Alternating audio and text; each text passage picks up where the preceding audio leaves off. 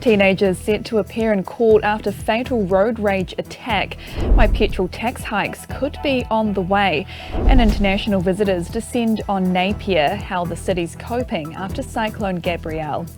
Te Maria, I'm Sherry Kinnear, and these are the latest New Zealand Herald headlines. 2 teenagers will face murder charges today after an alleged knife attack on Auckland's North Shore. It's believed Joshua Tassi was assaulted inside his car in Beach Haven on Friday night following a minor traffic accident. About 100 locals met at the Beach Haven Community House last night to mourn before moving to the scene for a karakia. Today, a 14 and 17-year-old arrested in the far north on Saturday morning will appear in North Shore Youth Court. Petrol tax hikes are on the table as the government plans a multi-billion-dollar transport shakeup. The Herald understands Transport Minister Michael Wood is proposing changes to the way $2 billion of maintenance money is being spent each year. It could mean swapping car parks for new bus lanes and cycleways paid for with the money used to fix potholes. Increases in fuel taxes and road user charges are also being discussed. An overarching goal of the plan is to reduce the amount of driving. Cruise ships are returning to Napier port today, bringing in international visitors for the first time since Cyclone Gabrielle. The Mayor of Napier says there are parts of the community which have lost everything in the storm, but the city centre looks untouched.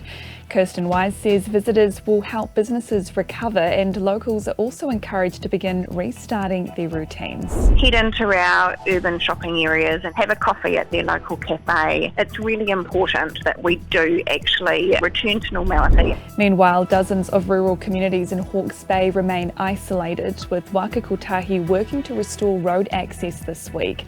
Contractors will continue clearing slips on the Napier-Taupo Road and stabilising State Highway 2 from Napier to Wairoa. The inter-islander ferry breakdowns have been labelled damaging to the service and New Zealand's reputation.